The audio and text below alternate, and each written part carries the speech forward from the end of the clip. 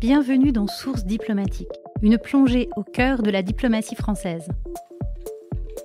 Une invitation à découvrir de l'intérieur la fabrique des positions de la France, les négociations en cours ou passées, et à explorer la grande variété d'enjeux internationaux qui occupent chaque jour les 14 000 agents de notre ministère à travers le monde. Nous consacrons cette première série à la guerre en Ukraine. Cet épisode s'intitule « La diplomatie face à la réécriture russe de l'histoire ». Pour justifier l'agression de l'Ukraine, Vladimir Poutine propose une version de l'histoire alternative, biaisée, mais construite minutieusement. Уважаемые граждане России. Nous avons rencontré une historienne et deux diplomates pour comprendre les mécanismes de ce révisionnisme et illustrer comment la France, auprès des Européens et des Américains, s'est engagée à la recherche constante de voies diplomatiques. Le 21 février 2022, 3 jours avant l'invasion de l'Ukraine, Vladimir Poutine prononce un discours dans lequel il affirme que l'Ukraine appartient à ce qu'il nomme la Russie historique. Современная Украина целиком и полностью была создана Россией. Точнее, большевистской, коммунистической Россией.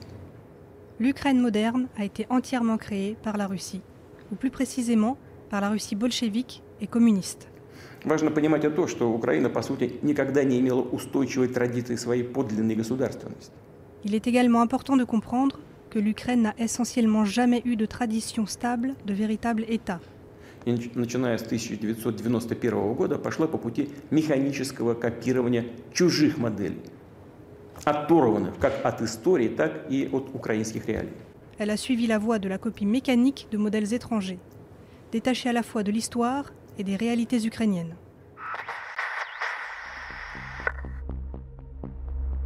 Vladimir Poutine s'attache à saper la légitimité territoriale de l'Ukraine ainsi que sa capacité à se construire comme État souverain. Emilia Kustova, historienne et maître de conférences au département d'études slaves à l'Université de Strasbourg, souligne le caractère illusoire de la volonté de rattacher l'Ukraine à la Russie. La Russie n'a jamais fait le deuil des territoires qui avaient fait partie de l'Union soviétique, et je pense que c'est particulièrement fort dans le cas de l'Ukraine et de la Biélorussie. Donc il y aurait deux types d'étrangers par rapport à la Russie, un étranger lointain, européen, américain, asiatique, et puis cet étranger proche où la Russie aurait le droit d'un certain contrôle et étranger proche chez lequel elle compterait sur une sorte de bienveillance, de loyauté qu'elle exige notamment face à l'Ukraine. Le 1er décembre 1991, la population ukrainienne approuve à plus de 90% le référendum sur l'indépendance vis-à-vis de l'URSS. La date du 26 décembre 1991 met fin à près de 69 années d'existence de l'Union des républiques socialistes soviétiques.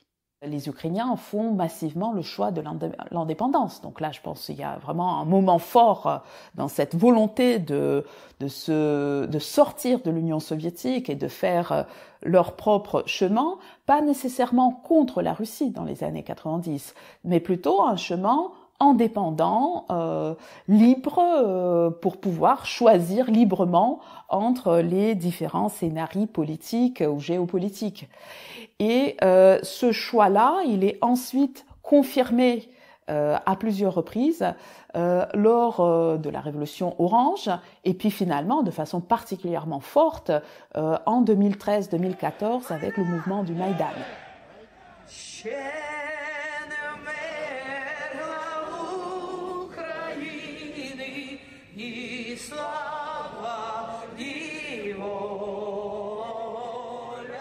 Là, je pense que ce choix devient définitif, donc de l'indépendance et le choix pro-européen. Et bien sûr, ce qui se passe par la suite, donc l'annexion de la Crimée, le conflit dans le Donbass et puis aujourd'hui la guerre, je pense que ça signe la fin de toute illusion d'un rattachement possible de l'Ukraine à la Russie.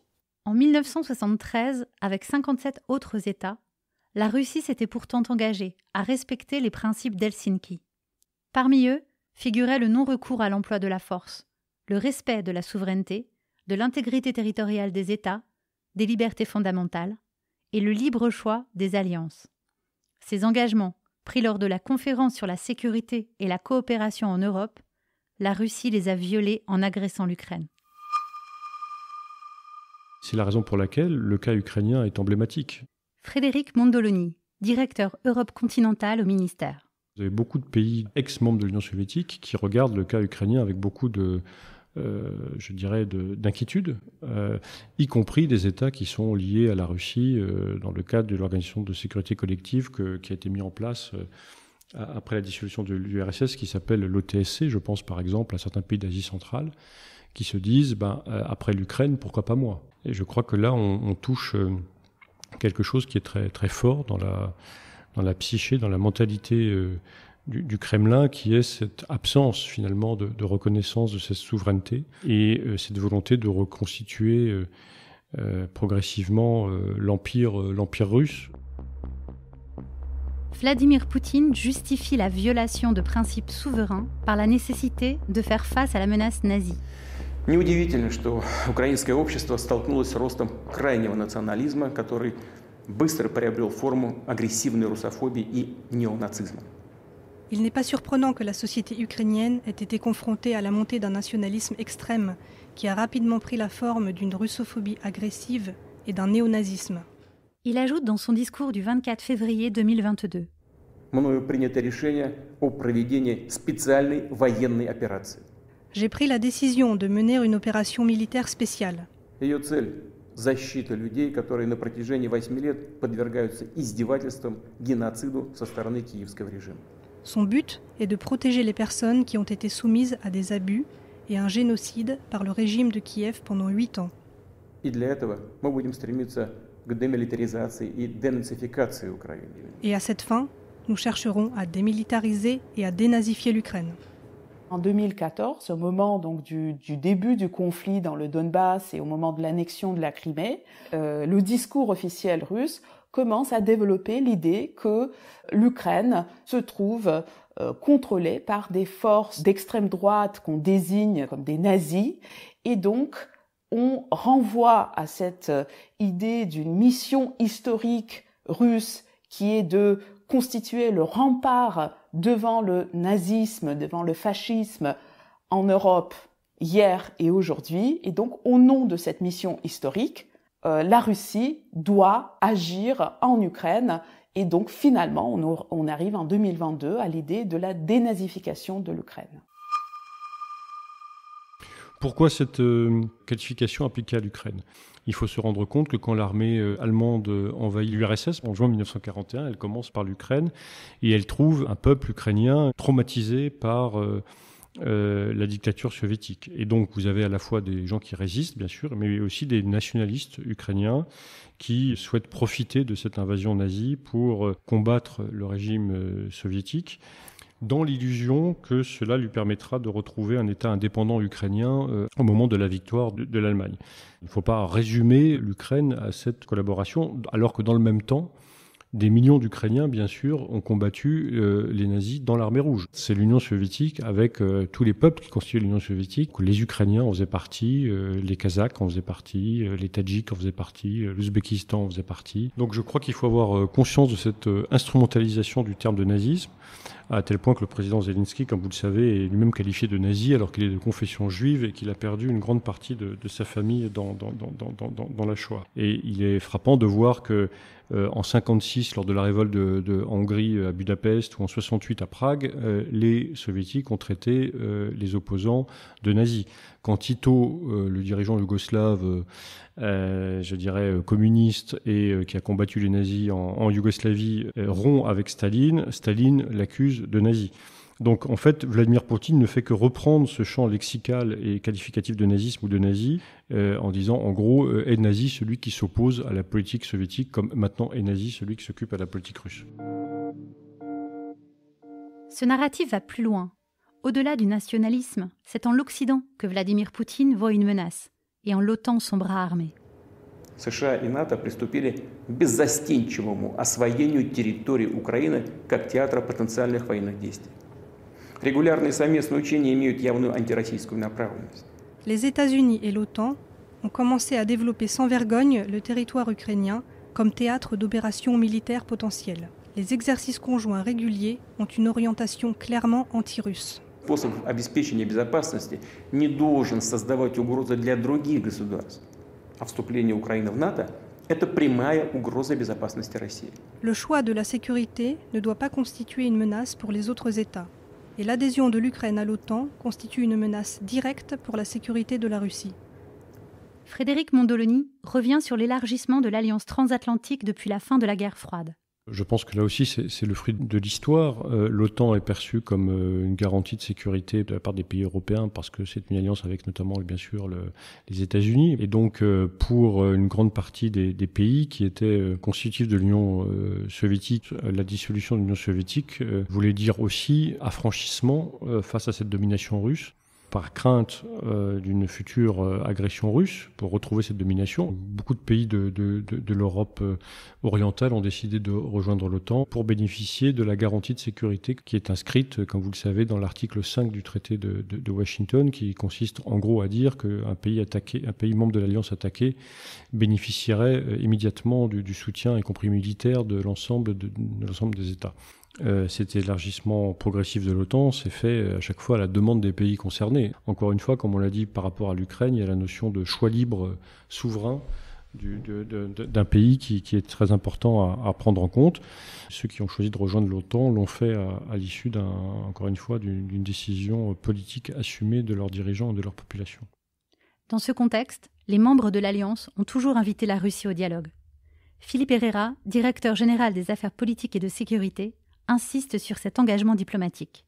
À partir de 1996-97, la Pologne, la Hongrie, la République tchèque et également la Roumanie expriment le souhait de rejoindre l'OTAN. Nous souhaitons collectivement nous assurer que l'élargissement de l'OTAN ne va pas créer de nouveaux rideaux de fer en Europe, ne va pas perpétuer une logique de confrontation. Et c'est dans ce cadre-là que nous négocions l'acte fondateur OTAN-Russie. Et le texte déclare de manière très, très directe, très explicite, l'intention commune de l'OTAN et de la Russie de ne pas se considérer comme des adversaires, à contribuer ensemble à l'instauration d'une sécurité commune et globale.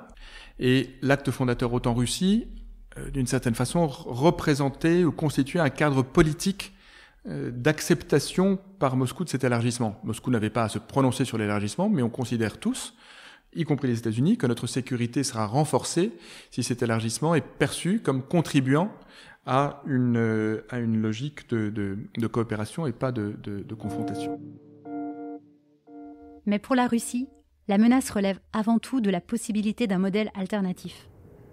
Дело, конечно, не в самой организации НАТО. Le problème, bien sûr, n'est pas l'organisation de l'OTAN elle-même. Vladimir Poutine, discours du 24 février 2022. Проблема в том, что на прилегающих к нам территориях создается враждебная нам антироссия. Le problème, c'est que sur les territoires qui nous sont adjacents, se crée une anti-Russie ennemie, которая поставлена под полный внешний контроль, усиленно обживается вооруженными силами натовских стран. Placée sous un contrôle extérieur total, qui est intensivement colonisée par les forces armées des pays de l'OTAN. En quoi l'Ukraine représenterait une menace, je dirais, c'est la crainte de la Russie de voir s'ériger à ses portes un contre-modèle. Il parle beaucoup de l'Ukraine comme d'anti-Russie. Pour nous, pour moi, ça traduit la crainte des dirigeants russes que l'Ukraine offre à voir aux citoyens russes un modèle alternatif fondé non pas sur les valeurs prônées par le Kremlin, c'est-à-dire l'autoritarisme, mais un modèle fondé sur la démocratie et fondé sur l'ouverture. À partir du moment où l'Occident est vu comme une force par définition hostile, donc l'OTAN c'est l'arme de cette force hostile, le choix de rejoindre, la volonté de rejoindre l'OTAN, c'est une manifestation à la fois de cette manipulation qui vient de l'Occident, mais aussi de cette corruption qui a, selon Vladimir Poutine, frappé une partie de la société ukrainienne et qui doit être guérie avec les armes russes. Через 10 минут начинает работать штурмовая авиация. Как понял прием? Нет, 02, понял. En septembre 2014, puis en février 2015, les accords de Minsk, soutenus par la France et l'Allemagne, laissent espérer un règlement pacifique du conflit. Mais la crise s'enlise. Annoncée par Vladimir Poutine comme une nécessité, cette guerre aurait pu être évitée. Contrairement à ce qu'a dit Vladimir Poutine encore récemment lors de son discours du 9 mai, il n'y avait pas de fatalité à cette guerre. Cette guerre est une guerre de choix. Le président russe a choisi de faire la guerre. Pour nous, c'est une erreur historique. Et d'autres alternatives existaient. Il a justifié son intervention en disant qu'il y avait une menace insupportable contre la Russie. Alors, d'une part, cette menace pour nous n'existait pas. Il n'y avait aucune volonté de l'Ukraine d'attaquer la Russie, ni même de reprendre de force les républiques autoproclamées du Donbass. Mais en plus, il y avait un processus de discussion et de négociation, certes difficile, certes compliqué, mais que nous avons mené de front. Après la révolution de Maïdan en 2014, la Russie a annexé de manière illégale, pour elle récupérer, mais annexé de manière illégale la péninsule de Crimée, et également déclenché donc un conflit dans l'est de l'Ukraine, dans ce qu'on appelle donc la région du Donbass, en soutenant des revendications séparatistes. Ce qui a mis fin à ce conflit, c'est ce qu'on appelle les accords de Minsk, c'est-à-dire les 3 textes, en fait, en gros, de septembre 2014 à février 2015, qui constituent donc le paquet de Minsk et qui a entériné un cessez-le-feu et un processus de négociation visant à réintégrer ces républiques séparatistes dans l'Ukraine. Et donc, jusqu'au 24 février, la Russie avait comme objectif affirmé la réintégration de ces républiques séparatistes dans l'État ukrainien. C'était ça le cœur des accords de Minsk. Fin 2021, la Russie propose aux membres de l'OTAN et aux États-Unis 2 projets d'accord pour garantir sa sécurité. Ceci consiste notamment à interdire tout nouvel élargissement de l'Alliance Atlantique, ainsi que l'établissement de bases militaires américaines dans les pays de l'ancien espace soviétique. Ces projets et ces garanties de sécurité, Philippe Herrera, étaient maximalistes, irréalistes et visaient, dans notre interprétation la plus pessimiste, à justifier le début de la guerre, puisque, ne lui concédant pas tout ce qu'elle demandait, elle en tirerait le prétexte que la seule manière pour elle d'assurer sa sécurité était la guerre.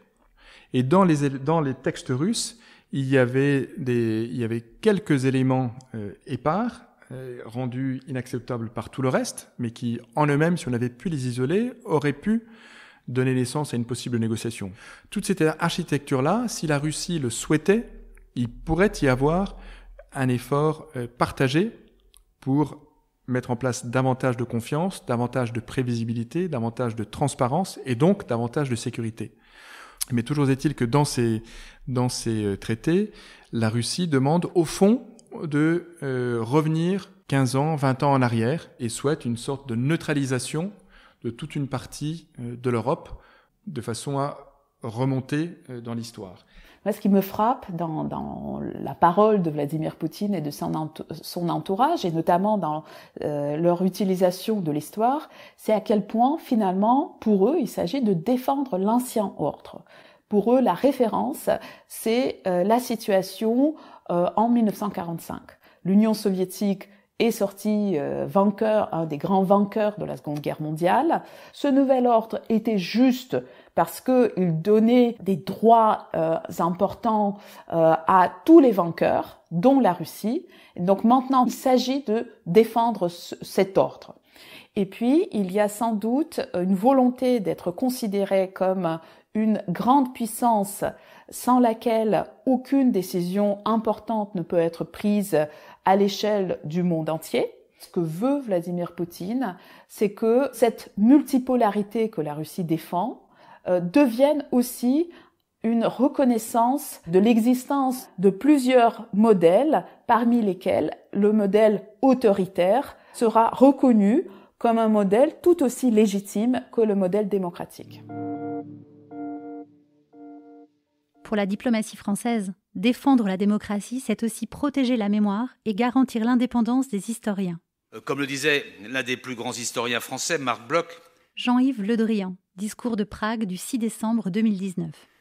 L'incompréhension du présent naît fatalement de l'ignorance du passé.